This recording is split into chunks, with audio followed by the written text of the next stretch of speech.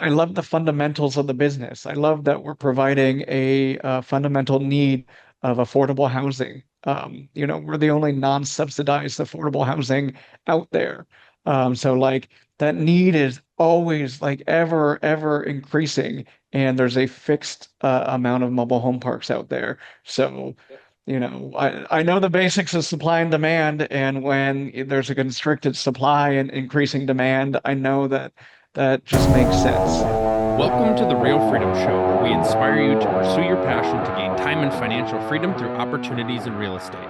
I'm your host, Mike Swenson. Let's get some real freedom together.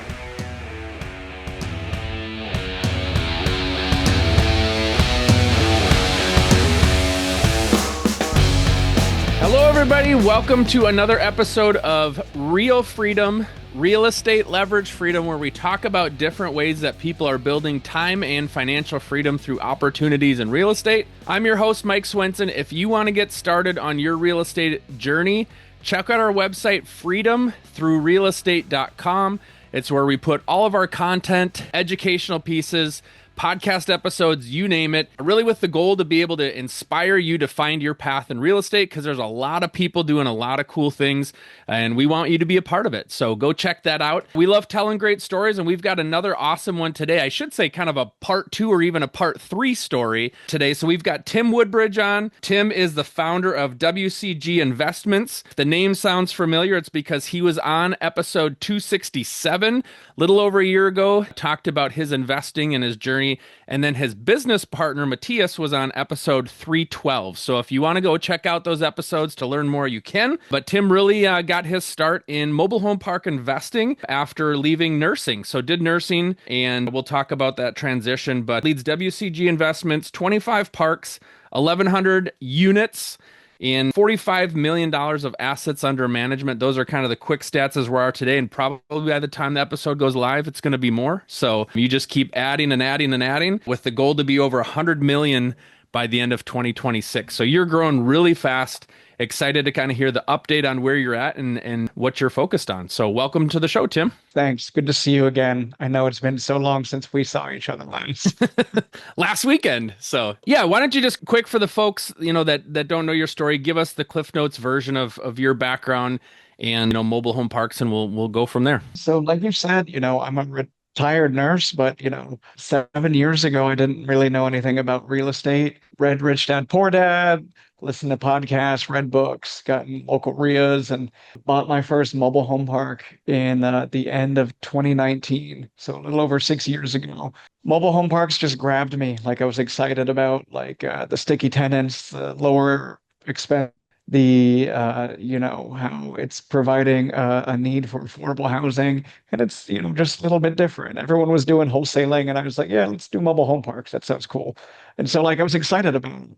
And yeah, it just led me into my first one, and then into my second and third, and now I have a team. We have 25 of them together, and I love the fundamentals of the business. I love that we're providing a, fundamental need of affordable housing. We're the only non-subsidized affordable housing out there. So like that need is always like ever increasing, and there's a fixed amount of mobile home parks out there. So, I know the basics of supply and demand, and when there's a constricted supply and increasing demand, I know that that just makes sense. So yeah, man, it's a really cool asset class. I know for me, being in the multifamily side, I've always felt less comfortable with things like commercial or industrial warehouse and things like that, because I was like, with housing, there's at least a need for people to live, as the economy changes. But yeah, to your point, mobile home parks, yeah, there's not a lot of new mobile home construction that's happening, or really any. And so you've got a great niche and a great opportunity to capitalize on that. Because I always like to talk about that leap, going from nothing to something, taking that first big risk. So maybe just quick, your first deal, how did you find it? How did it come about? And then being able to say, yeah, this is the one that I'm ready to push the chips into the middle on and start my learning curve on. I like that. Start my learning curve, right? Because Hmm. there's always a learning curve. Even today, I'm always learning new stuff. But when I heard about mobile home parks, it was on the Bigger Pockets podcast, and Frank Rolfe was talking to Brandon Turner about why he likes mobile home parks. And he said, check out mobilehomeparkstore.com. And I went on and I saw a mobile home park that was a little over an hour from where I lived in Charleston, South Carolina. And yeah, I just reached out to this person. And it was scary. Like everything about that was scary because it was also brand new. And so, I called him and he he didn't answer. So I sent a text, I'm not sure if I'm the right person. My name's Tim. I'm interested in your park. He gives me a call back and it's scary. But he was just a guy. He's just a guy who wanted to sell his property. That's it. Nothing crazy. And after that conversation, he said, come on up to check out the park. And so I drove to the middle of what was, nowhere to me, because I was relatively new to Charleston. And so I went up there and met with him and, him and his brother, they both met me there. And I think I told a little bit of this story this weekend.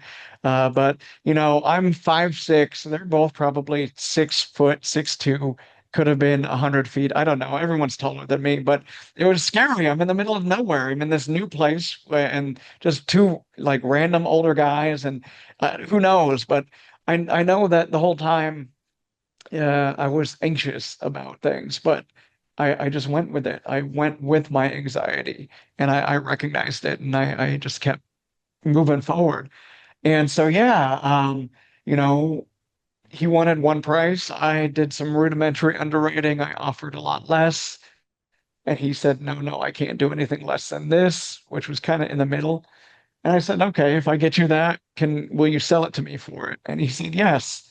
And and then I just figured out how to do that. So I didn't know. I'm kind of like, I'm going to do it and then I'm going to figure out how to do it. Like I knew. Okay, like I don't know all the exact details of it, but I knew if I got into the game, then the first one would lead to the next one. I knew that.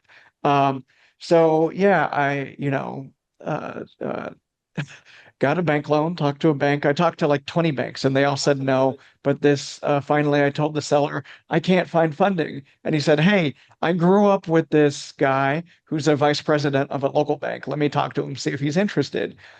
And he did, he set up a meeting and the banker's interested. And so he lent on it and he, gave us a 70% loan.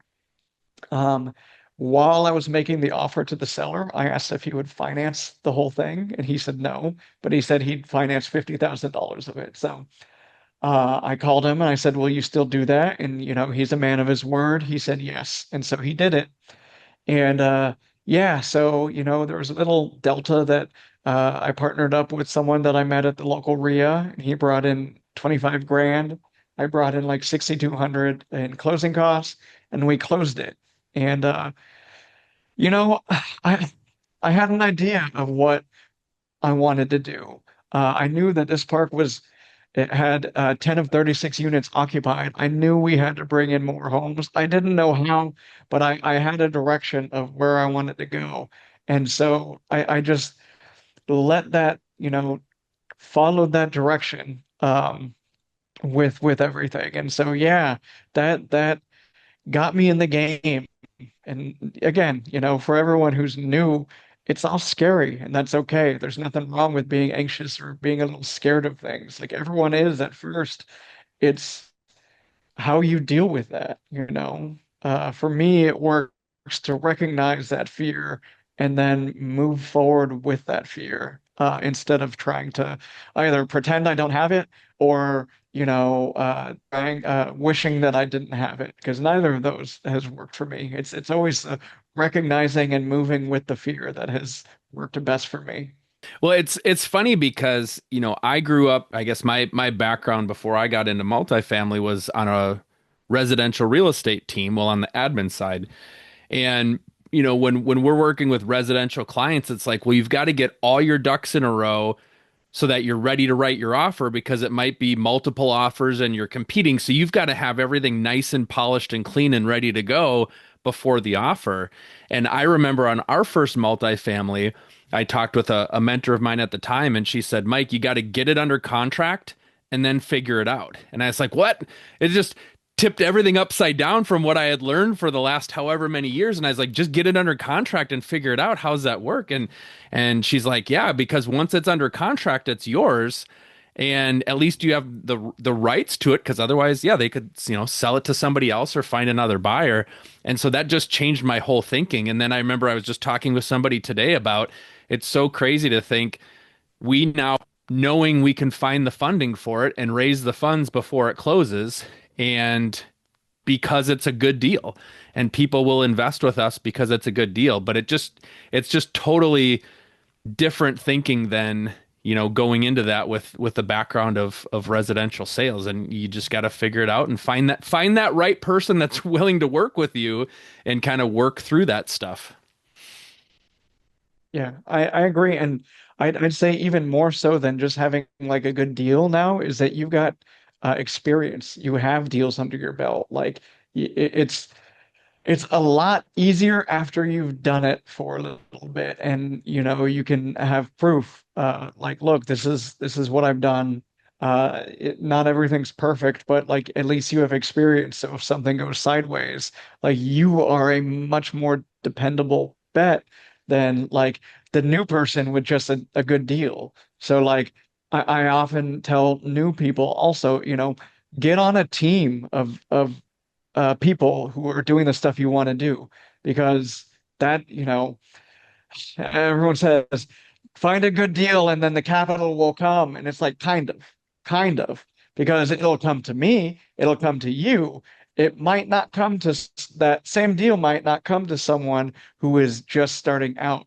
So work with that person, get on their team, bring them that deal to that team, take it down, and then you have the experience. And then that means a whole lot more because just because you have a good deal, you can mess it up in operations. You're like, if you're new, you have no operation systems. So you are the higher risk.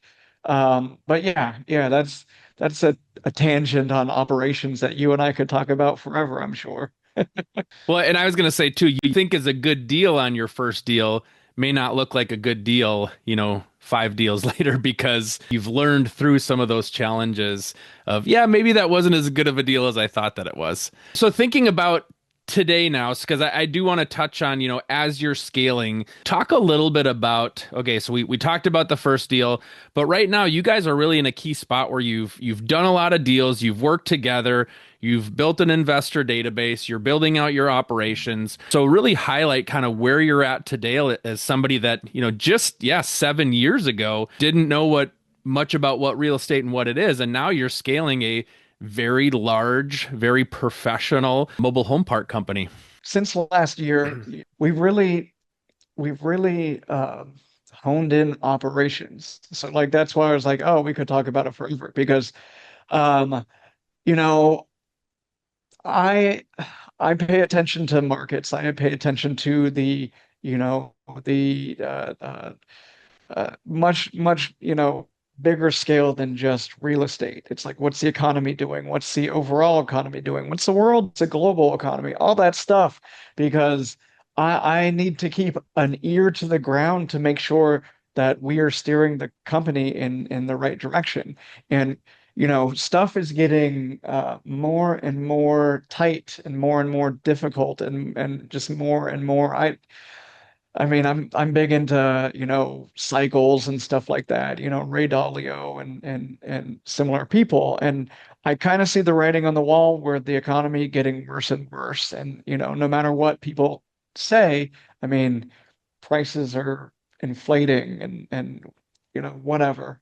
Um, and by people, I mean like no matter what politicians say, because politicians are going to be politicians no matter what side, right?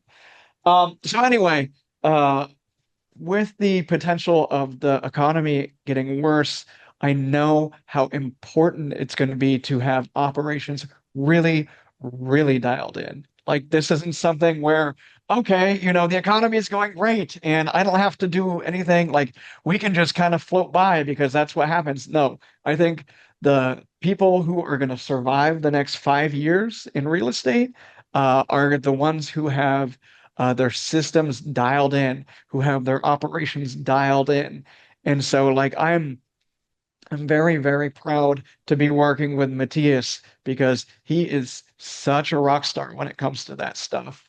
And he has really helped to build out, like, before him, I was doing in-house management, property management. That's just what I did out of necessity. But he has helped to really, really elevate it and make it very professional.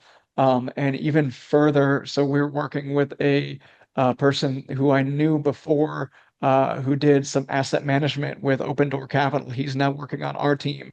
So again, it's heavily, heavily focused on the operations and making sure that we're going line by line on everything and making sure we're maximizing everything because we owe it to our investors to make sure that every little bit in our portfolio is just humming as best as it can be. When you talk about operations, for people that maybe aren't familiar with mobile home parks, like what are the key things that you're thinking about or focused on as you look taking something from, this value to this value? Walk us through that. Sure. So it all starts with, the business plan. Um, we have, our underwritten business plan and kind of like this is what we're going to do. Um, and we're very conservative with that first business plan that we present to investors. And so, like, are we increasing rents when we should be? Are we increasing occupancy when we should be? Are we decreasing expenses when we should be? Um, and we have that in-house property management company, so we're making sure we're hitting KPIs. We're making sure our collections are where they need to be. And then, now that we have the higher level asset manager too, that is taking some of the pressure off Matthias, and like so they're working together. To really like hone that in. And so we do. We have like once every 2 weeks to once a month where we're going line by line on the profit and loss statements and making sure how can we maximize this? How are we doing in compared to how we thought we were going to be doing? How are we doing, how are we doing in compared to the proof forma? Um, and when things aren't going as they should be, which is real estate stuff happens, how can we turn things around? How can we make them better than the projections we had? Oh, we didn't collect that much, like as much as we thought we were going to do. Okay, are we at least like cutting down on the expenses to make sure NOI stays pretty in line? And that's, we have one property right now that's not doing as well as we initially thought we were going to be doing. We thought that are we're going to have much higher occupancy, and we don't, and it's just reality. But are we able to cut down expenses so we're still in line with that NOI so we can get our investors the returns that we had projected? And yes, so it is, there's nothing on autopilot right now. It's Hmm. making sure that we are very, very in the weeds of paying attention to everything that's happening with properties so they're thriving. I think about it as, like you pick up, park number one and you're doing the best you can with what you know at park number one. Well, now you're at, park 25. You're able to take learnings of park 25 and reapply it back to now, I guess I don't know if you still own the first park or not, but you're able to then reapply Yeah. it back to what you've done in the past. And so now you've got this portfolio that's going to continue to get more and more efficient over time and produce better and better results because you're at number 25 learnings and execution, being able to bring it back to, what you know now versus what you knew back when you got the first one. Are you looking to get started or scale in real estate investing but don't know your next step? Are you overwhelmed thinking about finding deals, analyzing deals, doing due diligence, and managing properties on top of it? Go ahead and push the easy button and invest with us. Real estate investing is what we do full time. We've done dozens of deals with hundreds of doors. We have the knowledge and experience to handpick the best deals that most investors can't find. We've got large off-market deals all the time where you can hopefully find returns and economies of scale that you just can't find on your own. The best thing is it's 100% passive to you for less capital than you put down trying to acquire a property on your own. Don't let this year go by where you don't make the leap, add to your portfolio, or you just sit in analysis by paralysis. To find out more, visit freedomthroughrealestate.com and click on invest. You can book a call and learn more there. So get to scaling your portfolio now with us by your side. That's freedomthroughrealestate.com and click on invest. It is. We'll always be learning. We'll always be finding better ways to do stuff. We'll always be dialing things in to maximize efficiency in them. And, at the same time, we're not losing touch with these are people who need affordable housing. Like, sure, some people would be like, oh, well, your occupancy's down. Everyone's in a month to month. Why don't you just increase rent on everyone to make up for it? It's like, but like we know we're serving affordable housing tenants. That's we're not in the business of getting rich by making people's lives worse. So again, that's why we're really focused on making things, maximizing things while also making places nice, communities nicer places to live. I always tell people at some point, usually when I'm, doing the webinar or something like that, or, having conversations with investors, I say, look, there is the human component to this as well. So when we talk about, for us on multifamily, fix up units, raise rent, increasing laundry revenue and garage revenue and pet fees and that, it's like, the plan isn't to just come in and, feed people to death, but the plan is, like we understand the human element of this, where great tenants are doing a don't cause problems. We want to make sure that they're there, right? It's not just coming in and now we're just going to jack up fees and rents so that we can make our bottom line, but it's doing that with care and candor with the people that are living there, which is the most important, because if you're making the people happy, they're going to want to continue to live there. And obviously, if we can provide better management and better services, we could do that at hopefully a higher rate. But yeah, it's not just coming in, like, you just would anticipate where we just raise rents and jack up all these fees and then everybody gets upset. Like we understand there's the human component to this piece. Yeah, and I mean, I talked about reducing expenses, and that doesn't mean like becoming a slumlord and not doing anything. It means like going line by line and seeing what's being used and how can we save while not making this a worse place to live for tenants. So it is, Mhm. and that's how we do it, is going line by line and seeing that. I mean, sure, we could do like all this, cut all these things, but again, we don't want to be on the front page of the news. We don't want to be slumlords. It's not our style. Now, talk a little bit about, as you're building and growing your team, the roles and the responsibilities. Like you had mentioned, Matthias and his skill set is very different than yours. But talk about who you have and kind of how you're breaking things up. And then, too, just because, I got a chance to hear you talk this weekend, you're talking about branding and marketing and telling the story and things like that, which is obviously really important as you guys continue to grow. So talk about, the roles and the responsibilities and breaking out who's doing what so that you guys are providing maximum value to everybody. Definitely. So I lead acquisitions. I don't underwrite because I'm not great at it, but I lead like the acquisitions arm. Matthias leads the operations arm. Vinny leads our investor relations arm. Um, and there's different people in like underneath and doing different things. But yeah, that's pretty much everyone is doing what they're best at. So like Vinny has that like soft skill of just really, really being able to talk with people and understand their needs and like make sure that our investors are being taken care of like very, very well. I love the hunt. So I love to hunt for deals. I love acquisitions. It's just excites me. Matthias loves all the things that are needed for operations, all the systems and SOPs and all that good stuff. So yeah, that's our company right now. We are, hiring a fractional CFO to, elevate our business even further. And yeah, it's interesting, I guess, how business changes as you get bigger and how I remember reading books and being like, okay, that sounds sweet, but it didn't apply to me at the time. But now, all those books that I read about businesses and proper roles and whatnot, like it's applies more and more as I go on.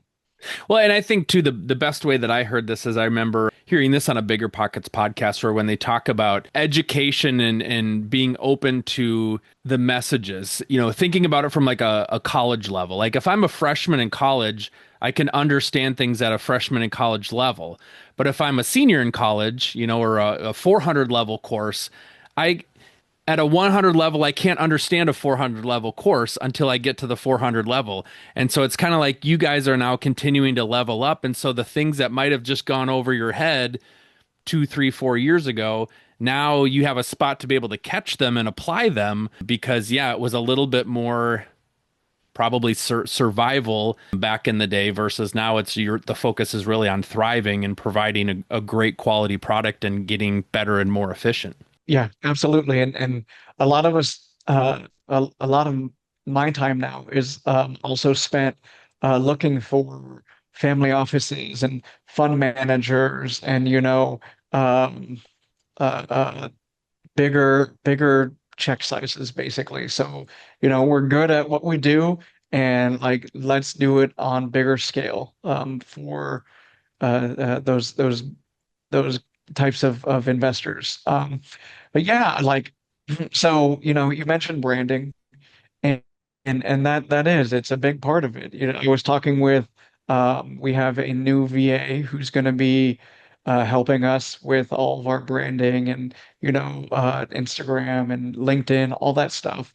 And so it's just putting your voice out there and it's shouting into the abyss. I think I've heard people talk about this, which it makes me laugh, but it's 100% true. You're just talking about something and then uh, we've just done it enough that I have seen people, uh, they'll schedule a call and say, "Hey, I want to invest $100,000. I've seen you, that you're consistently, you're you." Like so all three, me and Matthias and Vinny, we're all doing our voice in these things so people can see like we don't BS, we're who we are, and we're consistent about it. And Mhm. yeah, it's crazy how much of a difference that makes. But it is, I mean, it's if you're looking at any kind of business, you need what do you need? You need marketing, you need sales, and you need operations and finance, right? So nowadays, for us, marketing is a ton of social media, a ton of branding, a ton of stuff like that, and making sure that what we're doing is cohesive. So like it's not just, oh, what's our budget spend? How much dollars can we throw at this? It's like, no, let's do this calculated. Let's do this in a smart way because just throwing money it doesn't work probably like it used to. Yeah, it feels like probably the early days it's throw everything at a wall and see what sticks, right? We've got the shotgun method, and now hopefully you're taking a little bit more attention, to figure out maybe more of a sniper type method of strategic shots at what you're doing versus just throwing spaghetti at a wall because you Yeah. you don't Yeah. know back then, right? And there's nothing wrong with it. There's nothing wrong with it. Like throwing spaghetti is much better than doing nothing. But yeah, as we go, WCG is just more sniper, like you said. I like that. You mentioned 45 million right now, looking to hopefully be at 100 by the end of the year. What are some other goals or things that you have as you look towards the next, 2, 3, 5 years? Yeah, so I mean, the bigger goal is hitting 250 million by the end of 2028. And numbers are just numbers. They're just a lot of zeros. So like to make it make sense to me. I, did some kind of putting numbers together and like, what does this actually mean? What's a real life scenario there? So 250 million gives us the ability to provide affordable housing to roughly 10,000 people. So like stuff like that, making the difference, making a positive difference in the lives of 10,000 people is like super meaningful to me. Um, and on the other end, it's roughly 1,000 investments. So not investors, but like individual investments. It could be, one person having multiple, or one group having multiple investments. But, you know, continuing to make these people who are investing with us more and more money and feel like they're making these smart investments in this necessary asset class. So I remember I was talking to a mindset coach of mine, and you know, I was like, oh, like what if this bad stuff happens? And he's like, don't think of it like that. He's like, what if the good stuff happens? So what if Mhm. instead of worst case scenario, you say, hey, uh, what if this person invests 50,000 with me and then he gets great returns and then he continues investing with us and continues investing with us. And then we have the ability to make meaningful difference in this person's life because of what we've done, because of their investments and they trusted us with money. And so like stuff like that excites me. Like, yes, we're making amazing differences in the lives of our tenants, but we also want to make amazing differences in the lives of all of our investors. So, yeah, man, leaving the world better than where we found it. That's what I like. Yeah.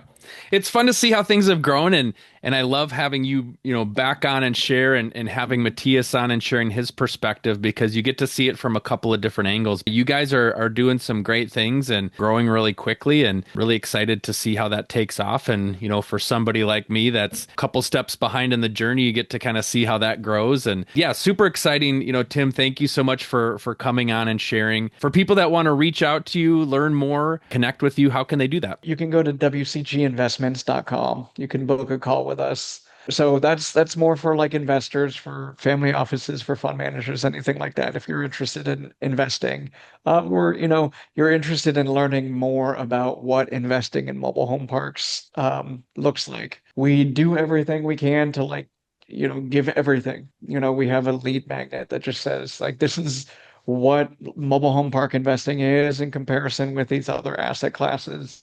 This is why we like it. So yeah, that's the best place to book a call for all of the people who are wanting to go down the path of mobile home park investing. They see what I'm doing, they want to be like me. I'm always down to help the people who are 3 to 5 years, prior to where I am in my journey. So yeah, reach out on Facebook, reach out on Instagram. I have a free course that I'm more than happy to give to anyone who's interested in this asset class, that says the goods and the bads and all that fun stuff, and how they could get Mhm. started themselves. That's Tim.Woodbridge on Instagram, and then Tim.Woodbridge.54, I think, on Facebook.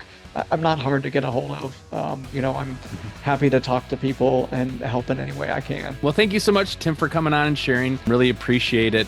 And fun to see where you're growing and excited to see where you guys continue to grow.